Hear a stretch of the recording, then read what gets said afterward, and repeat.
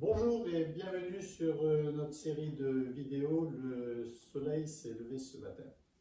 La dernière fois, nous avons plus particulièrement travaillé sur la peau des mains, et nous avons vu que c'était plus une passoire qu'une barrière, qu'elle était composée d'un film hydrolipidique qu'il fallait absolument sauvegarder, et qu'elle était gérée par un nombre incalculable de bactéries.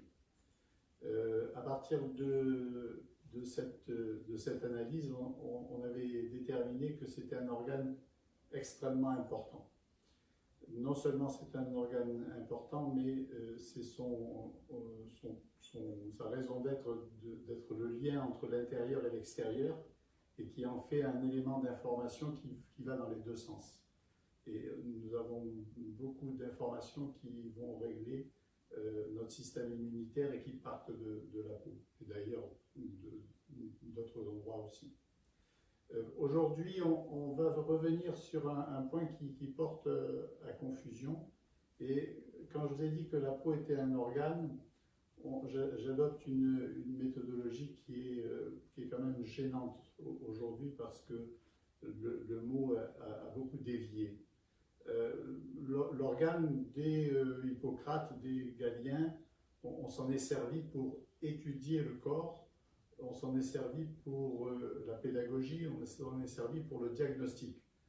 Si vous vous intéressez un peu à la biotypologie, vous allez voir que souvent le visage, la forme du visage, la forme du corps, la silhouette est décortiquée en différentes parties, et que la prédominance d'une partie par rapport à l'autre va nous donner des indications sur cette typologie.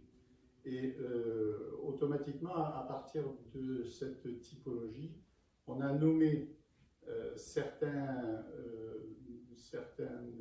parties du corps, on a lié la partie prédominante avec un organe. Donc on parle en biotypologie d'un type bilieux, on parle en biotypologie d'un type nerveux, on parle en biotypologie d'un sanguin.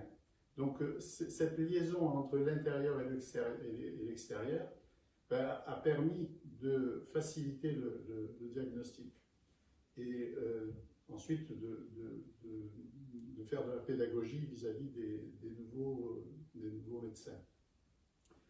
Ceci a été correct jusqu'à Descartes, où à ce moment-là, avec son « je pense donc je suis », il a séparé complètement l'esprit du corps. C'est-à-dire que le corps est devenu quelqu'un qu'on analyse et qui est étranger à nous. Et ça, c'est quelque chose d'abominable, parce que quand on arrive à cette extrémité, eh bien, on en arrive à la médecine moderne, qui va non seulement disséquer le corps humain, mais qui va disséquer le corps médical lui-même. Donc vous allez voir un spécialiste de tel organe ou un spécialiste de tel organe. Et donc quand moi j'emploie le mot organe pour la peau, j'ai peur de rentrer dans le système et de me dire la peau, elle concerne que les dermatos, et toutes les autres personnes ne sont pas concernées par la peau. Or ceci est faux. La dernière fois, je n'ai pas montré mes mains.